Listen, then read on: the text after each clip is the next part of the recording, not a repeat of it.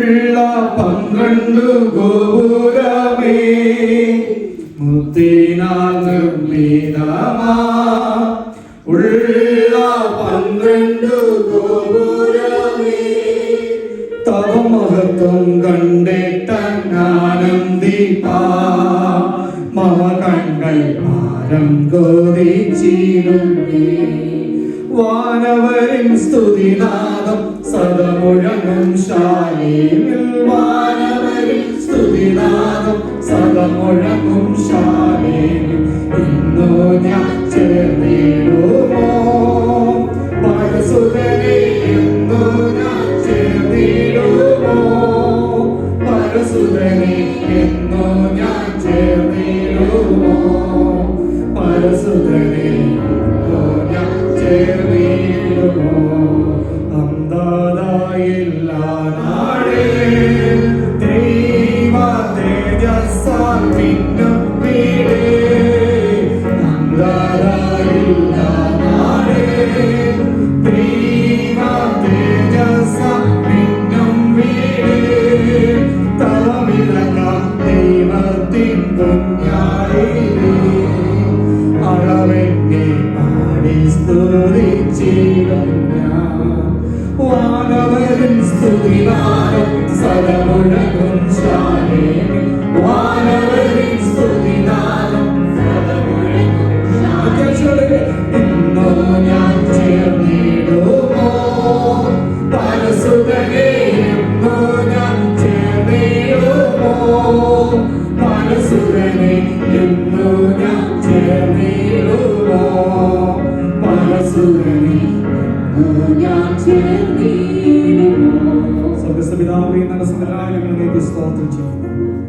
ഇന്ന് വിശുദ്ധ മകളെ ആരാധിക്കുവാൻ ഞങ്ങളെ കൂട്ടിക്കൊണ്ടെന്ന് കൃപയ്ക്ക് ആവശ്യം അല്പസമയം ഞങ്ങൾ തിരുവചനം ഭാഗിരിക്കുമ്പോൾ അങ്ങയുടെ ശബ്ദം ഇന്ന് പകൽ ഞങ്ങളെ കേൾപ്പിക്കണം ഞങ്ങൾ ഹൃദയത്തിന് ആശ്വാസം പകരുന്ന ആ ദൈവ ശബ്ദം ഇന്ന് പകലും ഞങ്ങളെ കേൾപ്പിക്കണമേ പ്രാർത്ഥിക്കുന്നു.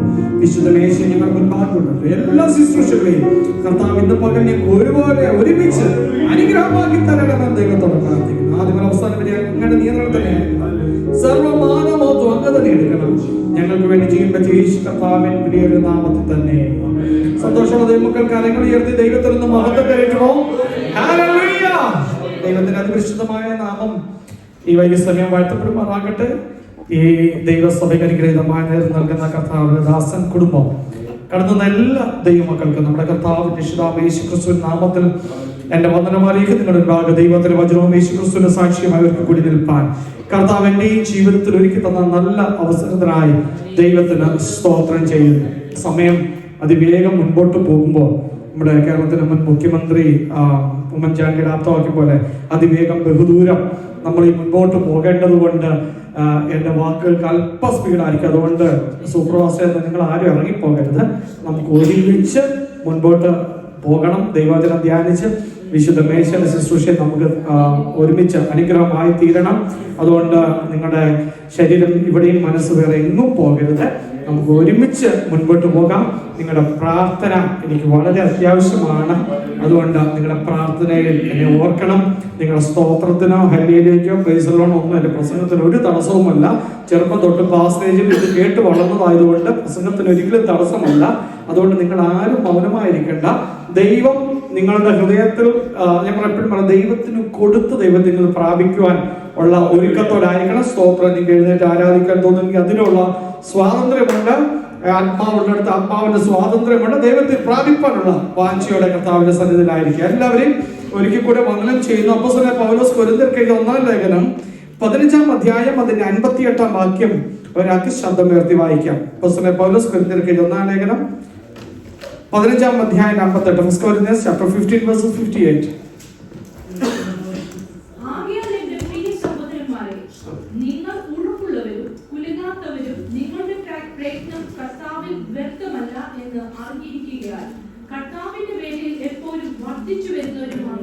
അതെ, നമുക്കെല്ലാം സുപരിചിതമായ ഒരു വേദഭാഗമാണ് ഇന്ന് പകരത്തെ വൈകിയ ചിന്തയ്ക്കായിട്ട് എടുത്തിരിക്കുന്നത്. ആകയാൽ എൻ്റെ പ്രിയ സഹോദരന്മാരെ, നിങ്ങൾ ഉറപ്പുള്ളവരും കുലുങ്ങാത്തവരും നിങ്ങളുടെ പ്രയത്നം കർത്താവിന് വ്യർത്ഥമല്ല എന്ന് അറിഞ്ഞിരിക്കുക. കർത്താവിന് വേലയിൽ എപ്പോഴും വർദ്ധിച്ചു വരുന്നവരാകും. ഇന്ന് പകൽ ഈ വൈകിയ സമയം ദൈവസഭയോടുള്ളൊരു ദൂത് ഇന്ന് കൈമാറുകയാണ്. നാം കർത്താവിന്റെ വേലയിൽ വർദ്ധിച്ചു വരുന്നവർ ആയിരിക്കണം. ഈ കൊരിന്ത്യ സഭയിൽ ഉപദേശ സംബന്ധമായ പ്രശ്നങ്ങൾ നിലനിൽക്കുന്ന സമയത്ത് ആ സഭയെ ഉപദേശിച്ച് പൗലോസ് എഴുതിയിരിക്കുന്ന ഒരു ലേഖനമാണ് നാം ഇന്ന് പകലെടുത്തത്. ഇപ്പൊ അതിനെ പ്രത്യേകിച്ച് 15-ാം അധ്യായം ക്രിസ്തുവിന്റെ ഉയർപ്പിനെയും മരിച്ചവരുടെ പുനരുത്ഥാനത്തെയും കുറിച്ച് സംശയിച്ചു നിൽക്കുന്ന കൊരിന്ത്യ സഭയെ ഉദ്ബോധിപ്പിച്ച് എഴുതുന്ന ഒരു അധ്യായം കൂടിയാണ് ഈ 15-ാം അധ്യായം. കർത്താവിൽ മരിക്കുന്നവർക്ക് പുനരുത്ഥാനമുണ്ട് എന്ന് പൗലോസ് പ്രബോധിപ്പിച്ച് എഴുതുന്ന ഒരു അധ്യായമാണ് ഈ 15-ാം അധ്യായം. നാം 15-ാം അധ്യായം പഠിക്കുമ്പോൾ 3 കാര്യങ്ങൾ പ്രധാനമായി ഈ അധ്യായത്തിൽ പ്രതിപാദിക്കുന്നുണ്ട്. ഞാൻ ഈ വാക്യം എടുത്ത് ഇതൊന്ന് പറയാതെ പോയൊരു പക്ഷേ നമുക്കത് മനസ്സിലാക്കില്ല. പഠിക്കുവാൻ ആഗ്രഹമുള്ളവർക്ക് ഇതും കൂടി ആയെങ്കിലേ നമുക്ക് എന്തുകൊണ്ട് ഈ വാക്യത്തിൽ ഇപ്രകാരം അത് പറഞ്ഞിരിക്കുന്നത് മനസ്സിലാക്കാൻ കഴിയും. അതുകൊണ്ടാണ് ഇത് പെട്ടെന്ന് ഞാൻ ഓടിച്ചു പറഞ്ഞു പോകുന്നത്. 3 കാര്യങ്ങൾ അതിനകത്ത് ഈ 15-ാം അധ്യായത്തിൽ പറഞ്ഞിരിക്കുന്നത്: ക്രിസ്തുവിന്റെ മരണവും ഉയർത്തെഴുന്നേൽപ്പും, മരിച്ചവർക്ക് വേണ്ടിയുള്ള സ്നാനം, മരിച്ചവർ ഉയർത്തെഴുന്നേൽപ്പ്. ഈ 3 കാര്യങ്ങളാണ് പ്രധാനമായും ഈ അധ്യായത്തിൽ എഴുതിയിരിക്കുന്നത്, പ്രതിപാദിച്ചിരിക്കുന്നത്. 1 മുതൽ 9 വരെയുള്ള വാക്യങ്ങൾ എടുത്ത് വായിക്കുമ്പോൾ ക്രിസ്തുവിന്റെ ഉയർത്തെഴുന്നേൽപ്പിന്റെ പ്രാധാന്യതയും ക്രിസ്തു പ്രത്യക്ഷപ്പെട്ടവരെ കുറിച്ച് പറയുമ്പോൾ 20 മുതൽ 28 വരെയുള്ള വാക്യം ക്രിസ്തു മരിച്ചവരിൽ നിന്ന് ഉള്ള ആദ്യഫലമെന്നും 29 മുതൽ 49 വരെയുള്ള വാക്യങ്ങൾ മനുഷ്യന്റെ ഉയർത്തെഴുന്നേൽപ്പിനെ സ്ഥാപിച്ച് സംസാരിക്കുമ്പോൾ 50 മുതൽ 58 വരെയുള്ള വാക്യങ്ങൾ ജനത്തെ ഉറപ്പിച്ച് എഴുതിയിരിക്കുന്ന വേദഭാഗം. അങ്ങനെയാണ് ഈ 15-ാം അധ്യായത്തിൽ ഈ 58 വാക്യത്തെ 4ആയിട്ട് തിരിച്ചിരിക്കുന്നത്. 58-ാം വാക്യം ജനത്തെ ആശ്വസിപ്പിച്ച് എഴുതിയ വാക്യമാണ്. എങ്ങനെയാണ്? ആകയാൽ എൻ്റെ പ്രിയ സഹോദരന്മാരെ, പല കാര്യങ്ങൾ 57 വാക്യങ്ങളിൽ പല കാര്യങ്ങൾ പറഞ്ഞിട്ട് 58-ാം വാക്യത്തിൽ സമ്മപ്പ് ചെയ്തുകൊണ്ട് ആകയാൽ എന്ന പദം എന്ന് പറയുന്നത് സമ്മപ്പ് ചെയ്ത് പറയുക. ഇതെല്ലാം ഉള്ളത് കൊണ്ട് എൻ്റെ പ്രിയ സഹോദരന്മാരെ, നിങ്ങൾ ഉറപ്പുള്ളവരായിരിക്കണം, നിങ്ങൾ കുലുങ്ങാത്തവരായിരിക്കണം. കാരണം എന്താണെന്നറിയാമോ? നിങ്ങളുടെ പ്രയത്നഫലം കർത്താവിൽ വ്യർത്ഥമല്ല എന്ന് അറിഞ്ഞുകൊണ്ട് കർത്താവിന്റെ വേലയിൽ നിങ്ങൾ വർദ്ധിച്ചു വരുന്നവരായിരിക്കുവിൻ. 2 കാര്യങ്ങളെ പ്രധാനപ്പെട്ട: നിങ്ങൾ ഉറപ്പുള്ളവരും കുലുങ്ങാത്തവരുമായിരിക്കണം. English be steadfast and immovable. എന്നയിൽ പറയുന്നത് സ്റ്റാൻഡ് ഫേം, നിങ്ങൾ ഉറച്ചു നിൽക്കണം എന്ന് പറഞ്ഞാൽ എന്തെല്ലാം പ്രതികൂലങ്ങൾ വിശ്വാസ ജീവിതത്തിൽ നേരിടുമ്പോഴും ക്രിസ്തുവിൽ നിന്നുള്ള ആ വിശ്വാസത്തിൽ നിന്ന് നിങ്ങൾക്ക് ചഞ്ചലിക്കുവാൻ പാടില്ല എന്നാണ് പൗലോസ് പറയുന്നത്. ജീവിതയാത്ര, ക്രിസ്തീയ ജീവിതം എന്ന് പറയുന്നത് അത്ര സുഖകരമായ ജീവിതമല്ല. ജീവിതം ക്രിസ്തുവിനെ കണ്ടെത്തി ക്രിസ്തുവിന് വേണ്ടി ജീവിക്കാൻ ഇറങ്ങി തിരിച്ചാൽ പിന്നെ സുഖകരമായ ജീവിതമെന്ന് എങ്ങും പറയുന്നില്ല. അത് ഏറ്റവും ബുദ്ധിമുട്ടുള്ള ജീവിതമാണ്. അതുകൊണ്ടാണ് പൗലോസ് ക്രിസ്ത്യാനിയായിട്ട് കഷ്ടം സഹിക്കേണ്ടി വന്നാൽ നിങ്ങൾ ലജ്ജിക്കരുത് എന്ന് പൗലോസ് പറയുന്നത്. ക്രിസ്തീയ ജീവിതം അത് ബുദ്ധിമുട്ടുള്ള ജീവിതമാണ്. അത് ഈസി ലൈഫ് അല്ല. പിശാചിന്റെ കൂടെ ജീവിച്ചാൽ, പിശാചിനെ സേവിച്ചാൽ ഈസി ലൈഫ് അവനെ എന്തും തരും. പക്ഷേ ദൈവത്തെ സേവിക്കാൻ ഇറങ്ങി തിരിച്ചാൽ നമുക്ക് എന്തും തരികയില്ല. എന്ത് നമുക്ക് ആവശ്യമുള്ളോ അതത് സമയങ്ങളിൽ തന്ന് നിത്യതയിലേക്ക് നമ്മെ നയിക്കുന്നത് ക്രിസ്തുവുമായുള്ള ജീവിതം. ഇന്നലെ പ്രസംഗിച്ചപ്പോൾ ഞാൻ പറഞ്ഞതുപോലെ നമ്മുടെ ലക്ഷ്യം ഭൗതികമല്ല. ഇവിടെ നശിച്ചു പോകുന്നത് ഒന്നുമല്ല. നമ്മുടെ ജീവിതത്തിലെ പ്രാധാന്യം പുഴുവെടുക്കുന്നതും തുരുമ്പരിക്കുന്നതും കള്ളൻ മോഷ്ടിച്ചുകൊണ്ട് പോകുന്നതുമായ ഒന്നിനും നമ്മുടെ മനസ്സ് വെക്കരുത്. അതൊന്നുമല്ല നമ്മുടെ ലക്ഷ്യം. നമ്മുടെ ലക്ഷ്യം ഇതൊന്നും മേശാത്ത, പുഴുവെടുക്കാത്ത, തുരുമ്പെടുക്കാത്ത, ആർക്കും മോഷ്ടിച്ചുകൊണ്ട് പോകാൻ പറ്റാത്ത എന്റെ ക്രിസ്തുവുമായി ഒരുമിച്ച് വസിക്കുന്ന ആ നിത്യതയാണ് നമ്മുടെ ലക്ഷ്യം. അതിന് വേണം നാം ജീവിക്കുവാൻ, അതിനെ വേണം നമുക്ക് വാഞ്ചിക്കുവാൻ. സ്വതന്ത്രം, നിങ്ങൾ ഉറച്ചു നിൽക്കണം. പുറപ്പാട് പുസ്തകം 11-ാം അധ്യായം അതിന്റെ 13-ാം വാക്യത്തിൽ ഇപ്രകാരം മോശ ഇസ്രായേൽ ജനത്തോട് പറഞ്ഞു, നിങ്ങൾ ഭയപ്പെടാതെ ഉറച്ചു നിൽക്കണം. പുറപ്പാട് 13:13.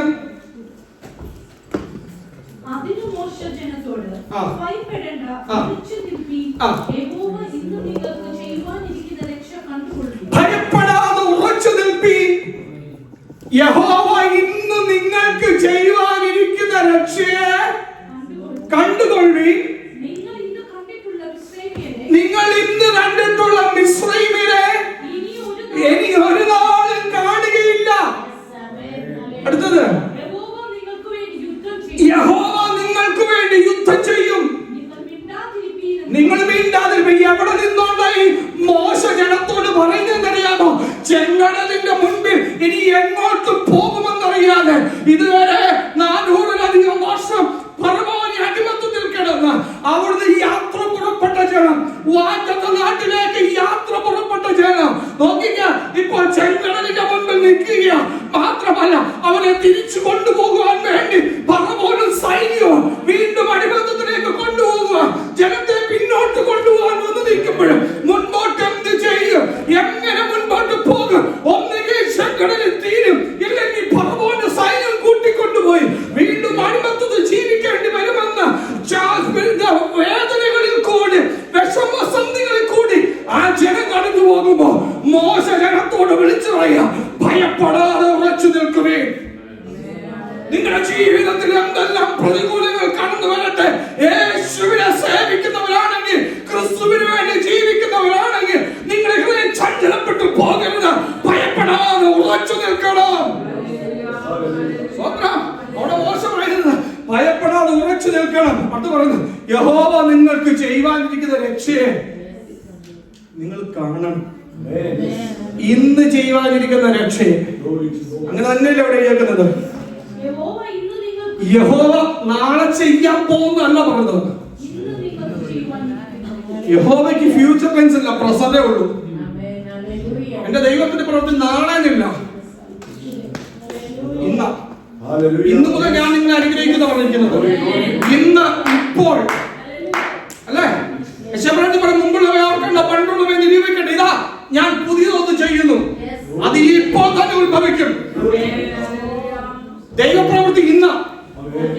വേദനിച്ച ഹൃദയത്തോടെ കടന്നുവന്ന ദൈവമൈകളെ എന്നോട് ദൈവം വിളിച്ചോടെ, നിനക്ക് വേണ്ടി ഇന്ന് പ്രവർത്തിക്കുന്ന ദൈവം. മനുഷ്യനോ നാളെ നാട്ടിൽ ലോട്ടറിക്കാരെ വിളിച്ചോ, നാളെ കാലത്ത് 10 മണിക്കെന്നാ പറയുന്നത്. മനുഷ്യന് നാളെയാ.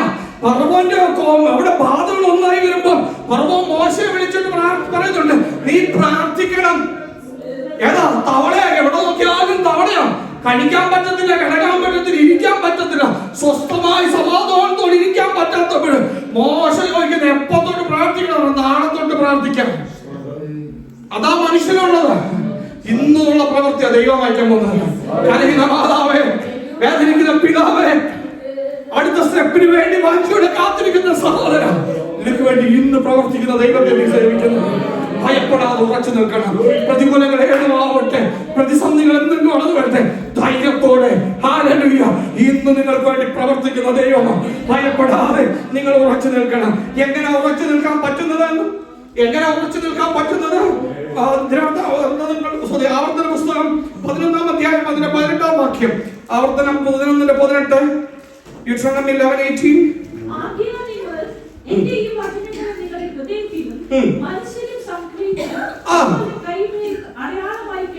ഒന്നും നിർത്തണം.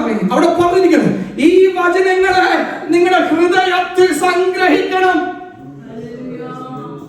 ഹൃദയത്തിൽ ദൈവവചനം ഉള്ളവനെ ഉറച്ചു നിൽക്കാൻ പറ്റുന്നുള്ളൂ. സ്വത്രം. പ്രതിസന്ധിയുടെ സമയത്ത് ഭയപ്പെടാതെ ഉറച്ചു നിൽക്കാൻ പറ്റുന്ന ആർക്കാന്നറിയാമോ? ഉള്ളി വചനമുള്ളവർക്കാണ്, അല്ലേ? ഓരോന്നോരോന്ന് പ്രതിസന്ധി വരുമ്പോൾ വചനം ഓർപ്പിച്ചുണർത്തും. ഇതില്ലെങ്കിലോ? ഇതില്ലാത്തവരാ കയറും, ട്രെയിനും ബാക്കി കാര്യങ്ങൾ നോക്കുന്നത്. വചനമുള്ളത് ഇനി ആകാശം ഇടിഞ്ഞു വീണാലും ഉറച്ചു നിൽക്കും. സ്വത്രം. മത്തായി സുവിശേഷം 7-ാം അധ്യായം അതിന്റെ 24-ാം വാക്യം വായിക്കാമോ? മത്തായി 7:24.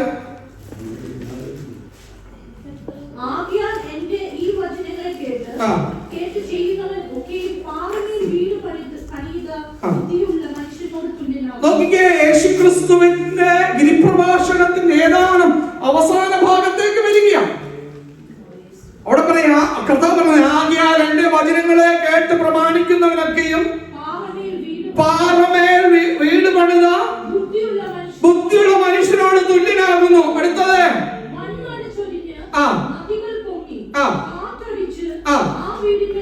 അടുത്തത് നോക്കിക്കേ, വചനമുള്ളിൽ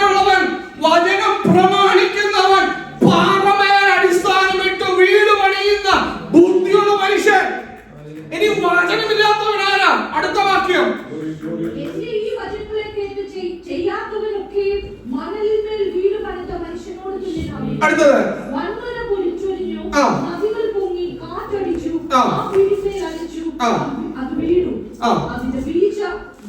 നോക്കിക്കേ, രണ്ട് വീടിന് ഒരുപോലെ പ്രതികൂലം വന്നത്. അത് ഒരു വ്യത്യാസവും ഇല്ല. ലോകമനുഷ്യനും ദൈവമനുഷ്യനും പ്രതികൂലം വരുന്നത് ഒരുപോലെ. വന്മഴ ചൊരിഞ്ഞു, സ്വത്രം വെള്ളം പൊങ്ങി, നദികൾ പൊങ്ങി, കാറ്റടിച്ചു, സ്വത്രം പാറമേൽ അടിസ്ഥാനമുള്ളത് വീണില്ല, മണലിന്മേൽ അടിസ്ഥാനമുള്ളത് വീണു.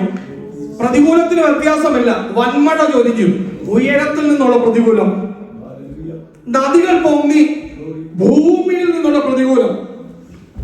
സ്വത്രം അടുത്തത് കാറ്റടിച്ചു, ചുറ്റുപാടുകളിൽ നിന്നുള്ള പ്രതികൂലം. പ്രതികൂലത്തിന് വ്യത്യാസമൊന്നുമില്ല. പക്ഷെ നിന്റെ അടിസ്ഥാനം എവിടെയാണോ നീ ഉറച്ചു നിൽക്കും. ഇന്ന് ആടിപ്പോകുന്നെങ്കിൽ, പ്രതികൂലത്തിന് മുന്നിൽ ആടിപ്പോകുന്നെങ്കിൽ മനസ്സിലാക്കിക്കോ, നമ്മുടെ അടിസ്ഥാനം ശരിയല്ല. ഇന്നലെ പകരം കേട്ടത് എന്താ? നിങ്ങളുടെ അതിവിശുദ്ധ വിശ്വാസത്തെ അടിസ്ഥാനമാക്കി നിങ്ങളെ തന്നെ പണിയണം. ഇന്ന് പകൽ നാം ശോധന ചെയ്യണം. ഞാൻ പണിതത്, ഞാൻ പണിയപ്പെട്ടത് ഏതിന്റെ അടിസ്ഥാനത്തിലാണ്? പാട്ടുണ്ട്, പ്രാർത്ഥനയുടെ ആരാധന. പക്ഷെ പ്രതികൂലത്തിന് മുമ്പിൽ ആടിപ്പോകുന്നെങ്കിൽ ദൈവവചനം ഉള്ളിലില്ല. ദൈവവചന അടിസ്ഥാനത്തിലല്ല പണിയപ്പെട്ടത്. ഇന്ന് പുതിയ തീരുമാനത്തോടും പ്രതിഷ്ഠയോടും കൂടി കടന്നു പോകട്ടെ. 2025 4 മാസം പോയി, 5ാം മാസത്തിലേക്ക് പ്രവേശിക്കുക. ഇനി ഏകദേശം 8 മാസം നമ്മുടെ മുൻപിൽ കടക്കുക. നാം ഈ ഭൂമിയിൽ പട്ടുപോകാനുള്ളവരല്ല, നാം വീട് പോകാനുള്ളവരല്ല. നാം ഉറച്ചു നിന്ന് ദൈവപ്രവർത്തിക്കാനുള്ളവരാണ്.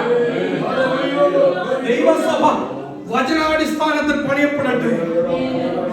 ഉറച്ചു നിന്നാലേ വിടുതല പ്രാപിക്കാൻ പറ്റത്തുള്ളൂ. മോശങ്ങളെ ഭയപ്പെടാതെ ഉറച്ചു നിൽക്കുകയും യഹോവ നിങ്ങൾക്ക് ചെയ്യുവാനിരിക്കുന്ന രക്ഷയെ കണ്ടുകൊണ്ട് ഉറച്ചു നിൽക്കുന്നവനെ വിടുതല പ്രാപിക്കാൻ പറ്റത്തുള്ളൂ. 84 സങ്കീർത്തനം 5-ാം വാക്യത്തിൽ പറയുന്നു, ബലം നിന്നിലുള്ള മനുഷ്യൻ. സ്വത്രം സ്വത്രം ഭാഗ്യവാനേതാ? ഇവിടുത്തെ യൂരാമലും മില്യണർ അടിക്കുന്നവരല്ല ഭാഗ്യവാൻ. യഹോവയിൽ ബലമുള്ളവനാ, ബലം യഹോവയിലുള്ളവനാ ഭാഗ്യവാൻ. സ്വത്രം നാം ഭാഗ്യമുള്ളവരാണ്. യോഹന്നാന്റെ സുവിശേഷം 14-ാം അധ്യായം നിങ്ങളുടെ ഹൃദയം കലങ്ങി പോകരുത്. സ്വത്രം 125-ാം സങ്കീർത്തനം 1-ാം വാക്യം, യഹോവയിൽ ആശ്രയിക്കുന്നവൻ കുലുങ്ങാതെ ഏക്ക് നിൽക്കുന്ന സിയോൻ പർവ്വതം പോലെയാണ്. നിങ്ങൾ കുലുങ്ങി പോകരുത്. രണ്ടാമത്തെ കാര്യം പറഞ്ഞത്, നമ്മൾ വായിച്ച വാക്യത്തിൽ 2-ാമത്തെ വാക്യം പറയുന്നത്, നിങ്ങളുടെ പ്രയത്നം വ്യർത്ഥമല്ല. ദൈവത്തിലെ കർത്താവിന്റെ വേലയ്ക്ക് വേണ്ടി നിങ്ങൾ ചെയ്യുന്നൊരു കാര്യമായിട്ട് നമ്മുടെ കണ്ണിൽ നിസ്സാര കാര്യമായിരിക്കാം, പക്ഷെ അതിന് പ്രതിഫലമുണ്ടാകും. നേരത്തെ ഒന്ന് കസേര പിടിച്ചിടുമ്പോൾ ഒരു പക്ഷെ പാസ്റ്ററും സഭയും ഒന്നും അപ്രീഷിയേറ്റ് ചെയ്തിരുന്നിരിക്കും, പക്ഷെ ഇതിന് പ്രതിഫലം തരാൻ ദൈവം. ഇവിടെയുള്ളവരുടെ അപ്രീസിയേഷൻ നോക്കി ഒന്നും ചെയ്യരുത്. ദൈവനാമത്തിന് വേണ്ടി ചെയ്യുമ്പോൾ നിനക്ക് പാടാൻ കഴിവുണ്ടെങ്കിൽ നീ പാടാം, അത് പ്രാർത്ഥിക്കാൻ കഴിവുണ്ടെങ്കിൽ അത് ചെയ്യണം, സുവിശേഷം പറയാൻ കഴിവുണ്ടെങ്കിൽ അത് ചെയ്യണം. പേര് പബ്ലിസിറ്റി അല്ല ദൈവം ആഗ്രഹിക്കുന്നത്. നല്ല കർത്താവിനോട് ഞങ്ങൾ സംസാരിച്ചു, സ്ഥാനമാനം നോക്കിയല്ല അവിടെ സീറ്റ് കിട്ടുന്നത്, കർത്താവിന് വേണ്ടി എന്ത് ചെയ്യണം.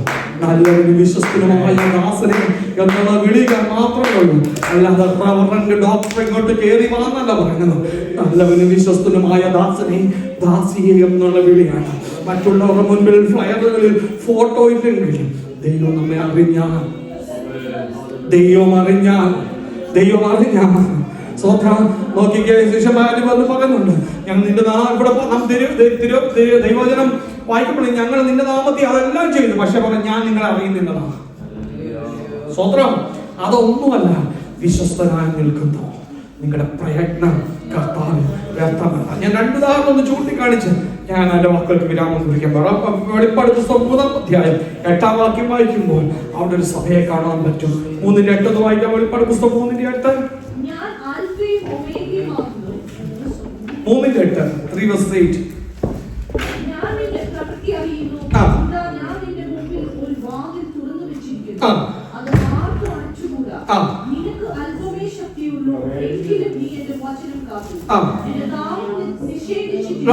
വെളിപ്പാട് പുസ്തകം വായിക്കുമ്പോൾ സഭകൾക്ക് ലേഖനങ്ങളും ഫിലദൽഫിയ സഭയോട് പറയുന്നൊരു കാര്യമാണ്, ഞാൻ നിന്റെ പ്രവൃത്തി അറിയുന്നു. ഇതാ ഞാൻ നിന്റെ മുൻപിൽ ഒരു വാതിൽ തുറന്നു വെച്ചിരിക്കുന്നു, അത് ആർക്കും അടച്ചുകൂടാ. നിനക്ക് അല്പമേ ശക്തിയുള്ളൂവെങ്കിലും നീ എന്റെ വചനം കാത്തു, എന്റെ നാമം നിഷേധിച്ചിട്ടില്ല. അതുകൊണ്ടാണ് ഞാൻ നിന്റെ മുൻപിൽ ഒരു വാതിൽ തുറക്കുന്നത്. ഏഴാം വാക്യം വായിക്കുമ്പോൾ ഇങ്ങനെ വായിക്കുന്ന, ആരും അടയ്ക്കാതെ വണ്ണം തുറക്കുകയും ആരും തുറക്കാതെ വണ്ണം അടയ്ക്കുകയും ചെയ്യുന്നവൻ അരുളി ചെയ്യുന്ന പറയുന്ന, ഞാൻ നിന്റെ മുൻപിൽ ഒരു വാതിൽ തുറന്നു വെച്ചിരിക്കുന്നു. ഇന്ന് മകനെ ഇവിടെയുള്ള ദൈവസഭയോട് ദൈവാത്മാവിൽ ദൂത് വിളിച്ചു പറയുക, ഞാൻ നിന്റെ മുൻപിൽ ഒരു വാതിൽ തുറന്നു വെച്ചിരിക്കുന്നു. നിങ്ങൾക്ക് അല്പമേ ശക്തിയുള്ളൂ എങ്കിലും നിങ്ങളെ കുറിച്ച് പറയാൻ ഒരു പോസിറ്റീവ് പോയിന്റ് ഉണ്ട്. നിങ്ങൾ എന്റെ വചനം കാത്തു, എന്റെ നാമം നിഷേധിച്ചിട്ടില്ല. നമുക്ക് നിങ്ങൾ എല്ലാത്തിലും ആമേ പറയാൻ നമുക്ക് വ്യവസ്ഥയില്ല. ദൈവവചനം അനുസരിച്ച് ജീവിക്കണം. ദൈവവചനത്തെ അടിസ്ഥാനമാക്കി നാം ജീവിക്കണം. മൂന്നാമത് രണ്ടാം വാക്യം വായിക്കുമോ, സർദീസിലെ സഭയോട് പറയുന്നുണ്ട്, ഞാൻ നിന്റെ പ്രവൃത്തി എന്റെ ദൈവത്തിന്റെ സന്നിധിയിൽ പൂർണ്ണതയുള്ളതായി കണ്ടില്ല. ഇനി ഉണർന്നുകൊണ്ട ചാവാറായ ശേഷിപ്പുകളെ ശക്തീകരിക്കാം. ഞാൻ നിന്റെ പ്രവൃത്തി എന്റെ ദൈവത്തിന്റെ സന്നിധിയിൽ പൂർണ്ണതയുള്ളതായി കണ്ടില്ല. എന്റെ പ്രിയ സഹോദരന്മാരെ, ദൈവനാമത്തിന് വേണ്ടി ഒരു ഗ്ലാസ് വെള്ളം കൊടുത്തു, അതിന് പ്രതിഫലം തരാതെ നിനക്ക് അല്പമേ ശക്തിയുള്ളൂ. നിങ്ങളുടെ പ്രയത്നം വ്യർത്ഥമല്ല. കർത്താവിന് വേണ്ടി നിങ്ങൾ ചെയ്യുന്നത് കൊണ്ട് സന്തോഷത്തോടെ പൂർണ്ണ തൃപ്തിയോടെ, ഞാൻ എപ്പോഴും പറഞ്ഞത്, എന്റെ സഭയിൽ ഞാൻ പറഞ്ഞൊരു കാര്യമാണ്, പരിപ്രേരണയാലോ നിർബന്ധത്താലോ നിങ്ങൾ ഒന്നും ചെയ്യരുത്. മറ്റുള്ളവർ നിർബന്ധിക്കുന്നുണ്ടല്ലോ, അവരെന്തോ ചിന്തിക്കുമെന്ന് ചിന്തിച്ചു ഒന്നും ചിന്തിക്കാൻ ആരെല്ലാം ചിന്തിച്ചാലും അത്രയ്ക്കേ ഉള്ളൂ. സ്വത്രം ആരെല്ലാം നമ്മളെ കുറിച്ച് നല്ലത് ചിന്തിച്ചാലും ദോഷം ചിന്തിച്ചാലും, ഇനി നമ്മൾ എന്തെല്ലാം ചെയ്താലും അതൊന്നും ഓർത്തില്ല, ഒരു ചെറിയ കുറ്റം മാത്രം കണ്ടെത്തി പറയും. അതൊന്നും മൈൻഡ് ചെയ്യാൻ പോട്ടെ, അതൊന്നും അല്ല. ദൈവം നമ്മെ കുറിച്ച് കുറ്റം പറയുന്നു. ബാക്കി സഭകളെ കുറിച്ച് ഓരോന്ന് പറയുമ്പോൾ ഇന്ന പ്രശ്നം നിനക്കുണ്ട്, നെഗറ്റീവ്സ് പറയുമ്പോൾ, ഫിലദൽഫിയ സഭയെ കുറിച്ച് അവിടെ നെഗറ്റീവ് ഇല്ല, പോസിറ്റീവാ പറയുന്നുള്ളൂ. ഞാൻ നിന്റെ പ്രവൃത്തി അറിയാം. നിനക്ക് അല്പമേ ശക്തിയുള്ളൂ. എന്നാൽ നിങ്ങൾ വലിയ കൂട്ടമൊന്നും അല്ലെങ്കിൽ നിങ്ങൾ എന്റെ വചനം കാത്തു, എന്റെ നാമം നിഷേധിച്ചിട്ടില്ല. അതുകൊണ്ട് ഒരു വാതിൽ തുറന്നു വെച്ചിരിക്കുന്നത്. ഇന്ന് പകരം എന്റെ മക്കൾക്ക് വിരാമം വിളിക്കാം. ആകെയാൽ എന്റെ പ്രിയ സഹോദരന്മാരെ, നിങ്ങൾ ഉറപ്പുള്ള ഒരു കുലനാത്തല്ല, നിങ്ങളുടെ പ്രയത്നം കർത്താവ് വ്യർത്ഥമല്ലാതെ അറിഞ്ഞിരിക്കുക. കർത്താവിന്റെ വേലയിൽ എപ്പോഴും വർദ്ധിച്ചു വരുന്നവരും ആയിരിക്കുക. ഒരു നിമിഷം തലകളെ ദൈവസന്നിധിയിൽ വണക്കാം. നമ്മെ തന്നെ ഒന്ന് സമർപ്പിക്കാം. വിശുദ്ധ മേശല ശുശ്രൂഷയിലേക്ക് നാം പ്രവേശിക്കാൻ പോകുകയാണ്. ഇന്ന് പകരം നമ്മെ തന്നെ ഒന്ന് ശോധന ചെയ്യാം. കർത്താവേ, ഞാൻ കുലുങ്ങി പോകുന്നതാണോ? ഞാൻ നിരാശനായ പ്രതിസന്ധികളുടെ മുൻപിൽ എല്ലാം നഷ്ടപ്പെട്ടവനെ പോലെ നിൽക്കുന്നവനാണോ? അതോ ഞാൻ കർത്താവിന് വേണ്ടി ജീവിക്കുന്നവനാണോ? ഒരു നിമിഷം കർത്താവിന്റെ സന്നിധിയിൽ നമ്മെ തന്നെ സമർപ്പിക്കാം. വിശുദ്ധ മേശയിൽ പങ്കെടുക്കുവാൻ ആഗ്രഹിക്കുന്ന ദൈവമക്കൾ ദയവായി സ്വസ്ഥാനങ്ങളിൽ എഴുന്നേറ്റ് നിൽക്കാമല്ലോ.